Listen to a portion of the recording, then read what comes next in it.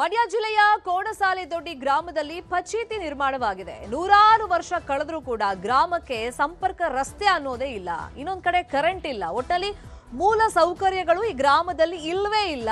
Current ಇಲ್ಲದ ಪರಿಣಾಮ ರಾತ್ರಿ ಆದ್ರೆ ಸಾಕು ಜನರಿಗೆ ಒಂದು ರೀತಿ ಭಯ ಆಗುತ್ತೆ. ಜನ ಇದರಿಂದಾಗಿ ಹಿಡಿ ಶಾಪ ಹಾಕ್ತಾ ಇದ್ದಾರೆ. ಇನ್ನು ಹೊಸದಾಗಿ ನಿರ್ಮಾಣ ಆಗಿರೋ ಗ್ರಾಮ ಅಂತೂ ಅಲ್ಲ, ನೂರಾರು ವರ್ಷ ಆಗೋಯ್ತು. ಆದ್ರೆ ತಮಗೆ ಬೇಕಾದಂತ ಮೂಲಭೂತ ಸೌಕರ್ಯಗಳನ್ನ ಕಲ್ಪಿಸುವಲ್ಲಿ ಗ್ರಾಮ ಪಂಚಾಯತ್ ಏನ್ ಮಾಡ್ತಾ ಇದೆ, ಅಧಿಕಾರಿಗಳು ಏನ್ ಮಾಡ್ತಾ ಇದ್ದಾರೆ, ಆ ಭಾಗದಲ್ಲಿ ಶಾಸಕರು ಏನ್ ಮಾಡ್ತಾ ಇದ್ದಾರೆ, ಸಹಜವಾಗಿ ಜನಾಕ್ರೋಶ ಈಗ ವ್ಯಕ್ತವಾಗ್ತಾ ಇದೆ. ಮಂಡ್ಯ ಜಿಲ್ಲೆಯ ಕೋಣಸಾಲೆದೊಡ್ಡಿ ಗ್ರಾಮದಲ್ಲಿ ಪಂಚಾಯಿತಿ ಇರೋದು ಅಂದ್ರೆ ಮೂಲಭೂತ ಸೌಕರ್ಯಗಳಿಲ್ಲ, ಸಂಪರ್ಕ ರಸ್ತೆ ಇಲ್ಲ, ಹಂಗಾಗಿ ಬಸ್ ಸೌಲಭ್ಯ ಇಲ್ಲ, ಕರೆಂಟ್ ವ್ಯವಸ್ಥೆ ಅಂತೂ ಇಲ್ವೇ ಇಲ್ಲ. ರಾತ್ರಿ ಆದ್ರೆ ಈಗಲೂ ಜನ ಹೆದರ್ಕೊಳ್ಬೇಕು. ಹಂಗಾದ್ರೆ ಈ ಗ್ರಾಮದಲ್ಲಿ ನೂರಾರು ವರ್ಷ ಕಳೆದ್ರೂ ಮೂಲಭೂತ ಸೌಕರ್ಯಗಳು ಯಾಕೆ ಸಿಗ್ತಾ ಇಲ್ಲ? ಈ ಬಗ್ಗೆ ಜನರ ಆಕ್ರೋಶ ಹೇಗಿದೆ, ಆ ಬಗ್ಗೆ ಒಂದು ವರದಿ ಇದೆ, ನೋಡೋಣ. ಫುಲ್ಲು ರೋಡು ಕಲ್ಲಾಗ್ಬಿಟ್ಟಿದೆ ಸರ್. ಹೇಳಿ 2 ವರ್ಷ 4 ವರ್ಷ ಆಯ್ತಾ. ಆಯ್ತು ಪೂಜೆಗೆ 1 ವರ್ಷ ಆಗುತ್ತೆ. ಬಲ್ಪ್ ಹಾಕಿ ನಮ್ಮೂರಿಗೊಂದು ಬಲ್ಪ್ ಹಾಕಿ ಎಲ್ಲ ಬಂದು 20 ವರ್ಷದಿಂದ ಈ ವರ್ಷ ಮಾಡ್ತೀವಿ, ಮುಂದಿನ ವರ್ಷ ಮಾಡ್ತೀವಿ ಅಂತ ಇದೇ ಕಾರಣ ಹೇಳ್ತಾರೆ. ಕಾಡು ಜನರ ರೀತಿ ಬದುಕು ನಡೆಸ್ತಿರೋ ಜನ, ಮೂಲಭೂತ ಸೌಲಭ್ಯ ವಂಚಿತರಾಗಿರೋ ಗ್ರಾಮ, ನೀರು ಕರೆಂಟ್ ವ್ಯವಸ್ಥೆ ಸಮರ್ಪಕವಾಗಿಲ್ಲ, ಸರಿಯಾದ ಸಂಪರ್ಕ ರಸ್ತೆಯೇ ಇಲ್ಲ. ಈ ದೃಶ್ಯಗಳೆಲ್ಲ ಕಂಡು ಬಂದಿದ್ದು ಮಂಡ್ಯ ಜಿಲ್ಲೆ ಮದ್ದೂರು ತಾಲೂಕಿನ ಕೋಣಸಾಲೆದೊಡ್ಡಿ ಗ್ರಾಮದಲ್ಲಿ. ಈ ಗ್ರಾಮದಲ್ಲಿ ಸರಿಯಾದ ಸಂಪರ್ಕ ರಸ್ತೆಯೇ ಇಲ್ಲ. ಇದುವರೆಗೂ ಡಾಂಬರ್ ರಸ್ತೆಯೇ ಕಂಡಿಲ್ಲ. ಇದ್ದ ರಸ್ತೆ ಹಳ್ಳ ಕೊಳ್ಳಗಳಿಂದ ತುಂಬಿದೆ. ಹೀಗಾಗಿ ಈ ಗ್ರಾಮದಿಂದ ಬೇರೆ ಗ್ರಾಮಕ್ಕೆ ಹೋಗಲು ಜನರು ಹರಸಾಹಸ ಪಡ್ತಿದ್ದಾರೆ. ಫುಲ್ಲು ರೋಡು ಕಲ್ಲಾಗ್ಬಿಟ್ಟಿದೆ ಸರ್. ಹೇಳಿ 2 ವರ್ಷ 4 ವರ್ಷ ಆಯ್ತಾ ಬಂತು. ರೋಡ್ ಮಾಡಿಸ್ತೀನಿ ಅಂತಾರೆ, ರೋಡ್ ಮಾತ್ರ ಮಾಡ್ತಾ ಇಲ್ಲ. ಗದ್ದೆ ಬೈಲ್ ರೋಡೆಲ್ಲ ಆಗವೆ. ಮೇನ್ ರೋಡ್ ನಮ್ಮದು ಕೋಣಸಲೆ ಹಿಂಗೆ ಹೋದ್ರೆ ಕೊಪ್ಪಗೆ ಇಲ್ಲೊಂದು ಮೇನ್ ರೋಡ್ ಆಗದೆ. ಇತ್ತು ಕೋಣಸಲೆ ಗಂಟೆ ನಮ್ಗೆ ರೋಡ್ ಇಲ್ಲ, ಬರೀ ಕಲ್ಲು. ಗಾಡೀಲಿ ಹೋಗೋಕ್ಕಲ್ಲ, ಸ್ಕೂಟ್ರಲ್ಲಿ ಹೋಗೋಕ್ಕಲ್ಲ. ಮಳೆ ಹೋಗ್ಬಿಟ್ರಂತೂ ನಡ್ಕೋ ಹೋಗೋಕ್ಕೂ ಆಗಲ್ಲ. ಗಾಡಿ 2-3 ಸಲ ಸ್ಕಿಟ್ ಆಗಿಬಿದ್ದೀವಿ ನಾವೇ. ಸಮಸ್ಯೆನೇ ಇದು ಮಳೆಗಿಳೆ ಹೋದಾಗ ಸಮಸ್ಯೆನೇ. ಇವಾಗ ಸುಮಾರು 2 ಕಿಲೋಮೀಟರ್ ನಡಿಬೇಕು. ಭಯ ಆಯ್ತದೆ ಸರ್. ಭಯ ಆಗದೆ ಇರೋದ ಭಯ ಆಯ್ತದೆ. ಈಗ ಆಯ್ತು ಪೂಜೆ ಹೋದ ವರ್ಷಕ್ಕೆ ಆಯ್ತು ಪೂಜೆಗೆ 1 ವರ್ಷ ಆಗುತ್ತೆ. ಬಲ್ಪ್ ಹಾಕಿ ನಮ್ಮೂರಿಗೊಂದು ಬಲ್ಪ್ ಹಾಕಿ ಎಲ್ಲ ಬಂದು 100ಕ್ಕೂ ಹೆಚ್ಚು ಜನ ವಾಸವಾಗಿರೋ ಈ ಗ್ರಾಮಕ್ಕೆ ಯಾವುದೇ ಬಸ್ ವ್ಯವಸ್ಥೆ ಇಲ್ಲ. ಹೀಗಾಗಿ ಇಲ್ಲಿನವರು 2-3 ಕಿಲೋಮೀಟರ್ ಮಣ್ಣಿನ ರಸ್ತೆಯಲ್ಲೇ ನಡೆದು ಸಾಗಬೇಕಾಗಿದೆ. ಇನ್ನು ಈ ಗ್ರಾಮ ಕಾಡಂಚಿನಲ್ಲಿದ್ದು ಕತ್ತಲಿಗೂ ಮೊದಲೇ ಊರು ಸೇರಿಕೊಳ್ಬೇಕಿದೆ. ಒಂದ್ ವೇಳೆ ಕತ್ತಲಾದ ನಂತರ ಈ ಗ್ರಾಮಕ್ಕೆ ಬರಬೇಕು ಅಂದ್ರೆ ಸುಮಾರು 2 ಕಿಲೋಮೀಟರ್ ಜೀವ ಕೈಯಲ್ಲಿ ಹಿಡಿದು ನಡೆದು ಸಾಗಬೇಕಾಗಿದೆ. 20 ವರ್ಷದಿಂದ ಈ ವರ್ಷ ಮಾಡ್ತೀವಿ, ಮುಂದಿನ ವರ್ಷ ಮಾಡ್ತೀವಿ ಅಂತ ಇದೇ ಕಾರಣ ಹೇಳ್ತಾರೆ. ಆದ್ರೂ ಒಂದಿನೂ ಮಾಡೇ ಇಲ್ಲ. ಗೆದ್ದಾಗ ಗೆಲ್ಲಕ್ಕೂ ಮೊದಲೇ ಮಾಡ್ತೀವಿ ಅಂತಾರೆ. ಗೆದ್ದಾದ್ಮೇಲೆ ಈ ಕಡೆಗೆ ತಿರುಗು ನೋಡೋದಿಲ್ಲ. ಏನ್ ಮಾಡ್ತಾ ಇದೀರಿ, ಮಾಡ್ತಾ ಇದೀರಿ, ಅದೇನು ಕೇಳಲ್ಲ. ಹಿಂಗಾದ್ರೆ ಜನಗಳು ಒಡ್ಡಾಡೋದು ಹೆಂಗೆ? ಮಕ್ಕಳು ಸ್ಕೂಲ್ಗೆ ಹೋಗ್ತಾರೆ, ದಿವ್ಯ ಜ್ಯೋತಿ ಸ್ಕೂಲ್ಗೆ ಹೆಂಗ್ ಹೋಗ್ತಾರೆ ಮಳೆ ಹೋದಾಗ? ನಮ್ಗೆ ಮಕ್ಳುಗಳು ಹೋಗಕ್ಕೆ ಸರಿಯಾಗಿ ರೋಡ್ ವ್ಯವಸ್ಥೆ ಇಲ್ಲ. ರಾತ್ರಿ ಹೊತ್ತು ಮಕ್ಳುಗಳು ಏನಾರ ಈಗ ಹಾಸ್ಪಿಟ್ಲಿಗೆ ಏನಾರ ಕರ್ಕೋಗ್ಬೇಕು ಮಾಡಬೇಕು ಅಂದಾಗ ಒಂದು ಬಸ್ ವ್ಯವಸ್ಥೆ ಸರಿಯಾಗಿಲ್ಲ. ಕರೆಂಟ್ ಇಲ್ದೇನೆ, ನೀರು ಕುಡಿಯಕ್ಕೆ ನೀರು ಇಲ್ದೇನೆ ಸಮಸ್ಯೆ ಆಯ್ತು. ಅಷ್ಟೇ ಅಲ್ಲ, ಗ್ರಾಮದಲ್ಲಿ ವಿದ್ಯುತ್ ಸಮಸ್ಯೆ ಇದೆ. 1-2 ದಿನ ಕರೆಂಟ್ ಬರದಿದ್ರೆ ಗ್ರಾಮಕ್ಕೆ ನೀರು ಸರಬರಾಜು ಆಗಲ್ಲ. ಇಂತಹ ಸಂದರ್ಭದಲ್ಲಿ ಬೇರೆ ಗ್ರಾಮದಿಂದ ನೀರು ತರಬೇಕು. ಜೊತೆಗೆ ಚರಂಡಿ ಸೇರಿದಂತೆ ಮೂಲಭೂತ ಸೌಕರ್ಯಗಳೇ ಇಲ್ಲದೆ ಜನ ಕಂಗಾಲಾಗಿದ್ದಾರೆ. ಹಲವಾರು ಬಾರಿ ಅಧಿಕಾರಿಗಳು ಜನಪ್ರತಿನಿಧಿಗಳಿಗೆ ಮನವಿ ಮಾಡಿದ್ರೂ ಪ್ರಯೋಜನವಾಗಿಲ್ಲ. ನಮಗೆ ಮೂಲಭೂತ ಸೌಕರ್ಯ ಕಲ್ಪಿಸಿ ಅಂತ ಗ್ರಾಮಸ್ಥರು ಮನವಿ ಮಾಡ್ತಿದ್ದಾರೆ. ಇಲ್ಲಿ ಏನು ಸಮಸ್ಯೆ ಅಂತಂದ್ರೆ ಬರೀ ರೋಡಂದೇ ಸಮಸ್ಯೆ, ದೊಡ್ಡ ಸಮಸ್ಯೆ ರೋಡಂದೇ, ಬೇರೆ ಏನಿಲ್ಲ. ಅಲ್ಲಿಂದ ಬಿಟ್ರೆ ಡ್ರೈನ್ ಕ್ಲೀನ್ ಮಾಡಲ್ಲ, ಲೈಟ್ ಟೈಮ್ ಕರೆಕ್ಟಾಗಿ ತಗೊಬಂದು ಲೈಟ್ ಹಾಕಲ್ಲ. ಪಂಚಾಯತಿ ಹೆಸರು ಹೇಳ್ತಾರೆ, ಅವ್ರು ದುಡ್ಡು ಮಾಡ್ಕೋತಾರೆ, ತೆಪ್ಪನವ್ರೆ. ರೋಡ್ ಇಲ್ಲ, ತಿರ್ಗಾಡಕ್ಕಾಗಲ್ಲ, ಒಂದು ಬಸ್ ಇಲ್ಲ, ಗಿಸ್ಸಿಲ್ಲ, ಹೋಗಕ್ಕಾಗಲ್ಲ. ಐಕ್ಳು ಸ್ಕೂಲು ಮಳೆಗಾಲದಲ್ಲಿ ಹೋಗಕ್ಕಾಗಲ್ಲ. ನೋಡಿ ದಯವಿಟ್ಟು ಮಾಡಿಕೊಡ್ರಪ್ಪ. ಒಟ್ನಲ್ಲಿ ಕೋಣಸಾಲೆದೊಡ್ಡಿ ಗ್ರಾಮಸ್ಥರು ಮೂಲಭೂತ ಸೌಲಭ್ಯಗಳಿಂದ ವಂಚಿತರಾಗಿದ್ದಾರೆ. ಇನ್ನಾದರೂ ಅಧಿಕಾರಿಗಳು ಜನಪ್ರತಿನಿಧಿಗಳು ಕುಂಟು ನೆಪ ಹೇಳದೆ ಸಮಸ್ಯೆ ಬಗೆಹರಿಸಿಕೊಡಬೇಕೆಂದು ಗ್ರಾಮಸ್ಥರು ಆಗ್ರಹಿಸಿದ್ದಾರೆ. ಸುನಿಲ್ ಗೌಡ, ನ್ಯೂಸ್ 18 ಮಂಡ್ಯ.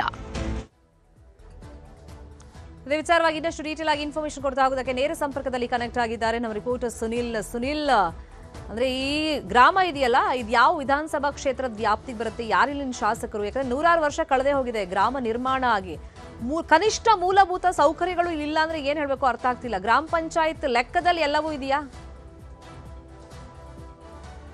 ಹೌದು ಶರ್ಮಿತಾ, ಈ ಒಂದು ಗ್ರಾಮ ಬರುವಂತದ್ದು ಮದ್ದೂರು ತಾಲೂಕಿನ ಕೊಣಸಾಲೆ ಗ್ರಾಮ. ಈ ಗ್ರಾಮ ನಾಗಮಂಗಲ ಕ್ಷೇತ್ರಕ್ಕೆ ಸೇರುವಂತಹ ಗ್ರಾಮ. ಇಲ್ಲಿನ ಶಾಸಕರು ಏನು ಹಿಂದೆ ಕೃಷಿ ಸಚಿವರಾಗಿದ್ದಂತ ಎನ್ ಚಲುವರಾಯ ಸ್ವಾಮಿ ಅವರ ಕ್ಷೇತ್ರ ಆಗಿರ್ತಕ್ಕಂಥದ್ದು. ಸಾಕಷ್ಟು ಬಾರಿ ಇಲ್ಲಿನ ಜನರು ಮನವಿಯನ್ನ ಮಾಡ್ಕೊಂಡಿದ್ದಾರೆ. ಅಂದ್ರೆ ಈ ಗ್ರಾಮಕ್ಕೆ ಸಂಪರ್ಕ ರಸ್ತೆ ಏನಿದೆ, ಆ ಸಂಪರ್ಕ ರಸ್ತೆ ಸಂಪೂರ್ಣ ಮಣ್ಣಿನ ರಸ್ತೆ ಆಗಿರ್ತಕ್ಕಂಥದ್ದು. ಇದುವರೆಗೂ ಕೂಡ ಅಲ್ಲಿ ಡಾಂಬರನ್ನ ಹಾಕಿಲ್ಲ. ಜೊತೆಗೆ 2 ಕಿಲೋಮೀಟರ್ನಷ್ಟು ನಡೆದುಕೊಂಡೇ ಈ ಗ್ರಾಮಕ್ಕೆ ಅವರು ಬರ್ಬೇಕಾಗತ್ತೆ ಪ್ರತಿನಿತ್ಯ. ಇದ್ರ ಜೊತೆಗೆ ಈ ಗ್ರಾಮದ ಪಕ್ಕದಲ್ಲೇ ಕಾಡು ಇರುವಂತದ್ದು, ಅರಣ್ಯ ಪ್ರದೇಶ ಇರುವಂತದ್ದು. ಹೀಗಾಗಿ ಸಹಜವಾಗಿ ಸಿಟಿಗಳಲ್ಲೇ ಚಿರತೆಗಳ ಕಾಟ ಜಾಸ್ತಿ ಆಗ್ತಾ ಇರುವಂತದ್ದು. ಇಂಥ ಸಂದರ್ಭದಲ್ಲಿ ಕಾಡಂಚಿನಲ್ಲಿರುವಂತ ಈ ಗ್ರಾಮಕ್ಕೆ ರಾತ್ರಿ ಸಂದರ್ಭದಲ್ಲಿ ಏನಾದ್ರೂ ಗ್ರಾಮಕ್ಕೆ ಬರ್ಬೇಕು ಅಂತಂದ್ರೆ ಜೀವವನ್ನ ಕೈಯಲ್ಲೇ ಹಿಡ್ಕೊಂಡು ಆ ಗ್ರಾಮಸ್ಥರು ಬರ್ಬೇಕಾಗತ್ತೆ. ಯಾಕಂದ್ರೆ ಈ ಗ್ರಾಮಕ್ಕೆ ಬಸ್ಸು ಕೂಡ ಬರೋದಿಲ್ಲ. ಹೀಗಾಗಿ ನಡೆದುಕೊಂಡು ಓಡಾಟವನ್ನ ಮಾಡ್ತಾ ಇದ್ದಾರೆ. ಜೊತೆಗೆ ಅವರ ಬಳಿ ಇರುವಂತ ಒಂದಷ್ಟು 2 ವೀಲರ್ ಗಳನ್ನ ಬಳಸಿ ಓಡಾಟವನ್ನ ಮಾಡುವಂತ ಕೆಲಸವನ್ನ ಮಾಡ್ತಾ ಇರುವಂತದ್ದು. ಆದ್ರೆ ಮಳೆ ಬಂದಂತ ಸಂದರ್ಭದಲ್ಲಿ ಆ ಮಣ್ಣಿನ ರಸ್ತೆ ಸಂಪೂರ್ಣವಾಗಿ ಹದಗೆಡುತ್ತೆ. ಈ ಒಂದು ಸಂದರ್ಭದಲ್ಲಿ ಓಡಾಟವನ್ನ ಮಾಡ್ಬೇಕಾದಂತ ಸಂದರ್ಭದಲ್ಲಿ ಸಾಕಷ್ಟು ಬಾರಿ ಗ್ರಾಮಸ್ಥರು ಬಿದ್ದು ಅವರಿಗೆ ಏನು ಏಟಾಗಿರುವಂತದ್ದು, ಪೆಟ್ಟಾಗಿರುವಂತದ್ದು, ಮೂಳೆ ಸಮಸ್ಯೆಗಳಾಗಿರುವಂತದ್ದು. ಹೀಗಾಗಿ ಆಸ್ಪತ್ರೆಗಳಿಗೆ ಹಲ್ದಾಟವನ್ನ ಮಾಡಿದ್ದೇವೆ ಅನ್ನುವಂತ ಬೇಸರವನ್ನ ಈ ಗ್ರಾಮಸ್ಥರು ವ್ಯಕ್ತಪಡಿಸುವಂತದ್ದು. ಹಾಗೆ ಏನಾದ್ರೂ ಈ ಗ್ರಾಮಕ್ಕೆ ಕರೆಂಟ್ ಸಮಸ್ಯೆ ಆದ್ರೆ 1-2-3 ದಿನ ಕರೆಂಟ್ ಅನ್ನ ಕೊಡ್ಲಿಲ್ಲ ಅಂತಂದ್ರೆ ಆ ಗ್ರಾಮಸ್ಥರ ನಿಜಕ್ಕೂ ಒಂದು ರೀತಿ ಬದುಕು ಶೋಚನೀಯ ಅಂತಾನೆ ಹೇಳ್ಬೋದು. ಯಾಕಂದ್ರೆ ಅಲ್ಲಿ ಮೋಟರ್ ಅನ್ನ ಆನ್ ಮಾಡಿದ್ರೆ ಅಷ್ಟೇ ನೀರು ಬರುವಂತದ್ದು, ಕುಡಿಯೋದಕ್ಕೂ ನೀರು ಇರೋದಿಲ್ಲ. ಹೀಗಾಗಿ ಪಕ್ಕದ ಗ್ರಾಮಕ್ಕೆ 2 ಕಿಲೋಮೀಟರ್ ದೂರ ಹೋಗಿ ನೀರನ್ನ ತರುವಂತ ಕೆಲಸಗಳನ್ನ ಕೂಡ ಇವರು ಮಾಡ್ಬೇಕಾಗ್ತಾ ಇರುವಂತದ್ದು. ಹೀಗಾಗಿ ಎಲ್ಲೋ ಒಂದು ಕಡೆ ದ್ವೀಪದಂತೆ ಇರುವಂತ ಈ ಗ್ರಾಮ ಅಂದ್ರೆ ಕೋಣಸಾಲ ದೊಡ್ಡಿ ಗ್ರಾಮ ಏನಿದೆ, ಇದು ದ್ವೀಪದಂತೆ ಆಗ್ಬಿಟ್ಟಿದೆ. ಯಾಕಂದ್ರೆ ಅಕ್ಕಪಕ್ಕದ ದೊಡ್ಡ ಗ್ರಾಮಗಳಿಗೆ ಹೋಗ್ಬೇಕು ಅಂದ್ರೆ ಸಂಪರ್ಕ ರಸ್ತೆ ಇಲ್ಲ, ಮತ್ತೊಂದು ಕಡೆ ಸರಿಯಾದಂತ ಕರೆಂಟ್ ವ್ಯವಸ್ಥೆ ಇಲ್ಲ, ಸರಿಯಾದಂತ ಸಂಪರ್ಕ ಅಂದ್ರೆ ವಾಹನ ವ್ಯವಸ್ಥೆಗಳಿಲ್ಲ. ಹೀಗಾಗಿ ಸಾಕಷ್ಟು ಬೇಸರವನ್ನ ವ್ಯಕ್ತಪಡಿಸ್ತಾ ಇದ್ದಾರೆ. ಏನು ತಮ್ಮ ಕ್ಷೇತ್ರದ ಶಾಸಕರಿಗೂ ಕೂಡ ಸಾಕಷ್ಟು ಬಾರಿ ಮನವಿಯನ್ನ ಮಾಡ್ಕೊಂಡಿದ್ದಾರೆ. ಆದ್ರೆ ಯಾವುದೇ ರೀತಿ ಪ್ರಯೋಜನ ಆಗಿಲ್ಲ ಅಂತ ಗ್ರಾಮಸ್ಥರು ಆರೋಪವನ್ನ ಮಾಡ್ತಾ ಇರುವಂತದ್ದು Sharmita.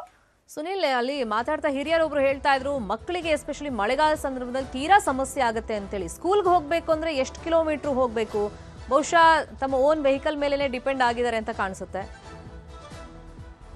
1 second Sunil, please be online. ಈ ಬಗ್ಗೆ ಮಾತಾಡೋದಕ್ಕೆ ಮಾಜಿ ಸಚಿವರು, ಆ ಭಾಗದಲ್ಲಿ ಶಾಸಕರು ಆಗಿರುವಂತಹ ಚಲುವರಾಯ ಸ್ವಾಮಿ ಅವರು ನಮ್ಮ ಜೊತೆ ದೂರವಾಣಿ ಸಂಪರ್ಕದಲ್ಲಿ ಕನೆಕ್ಟ್ ಆಗಿದ್ದಾರೆ. ಸರ್ ನಮಸ್ಕಾರ. ಸರ್, ನಿಮ್ದೇ ಕ್ಷೇತ್ರದಲ್ಲಿ ಒಂದು ಗ್ರಾಮದ ಬಗ್ಗೆ ನಾವು ವರದಿಯನ್ನ ಪ್ರಸಾರ ಮಾಡಿದೀವಿ. 100 ವರ್ಷ ಆಯ್ತು ಗ್ರಾಮ ನಿರ್ಮಾಣ ಆಗಿ, ಕನಿಷ್ಠ ಸೌಲಭ್ಯಗಳು ಸಿಗ್ತಿಲ್ಲ ಅಂತ ಆರೋಪಗಳು ಕೇಳಿ ಬಂದಿದೆ ಸರ್. ನನ್ನ ಗಮನಕ್ಕೆ ಬಂದಿಲ್ಲ ಮೇಡಮ್. ನಿಮ್ಮ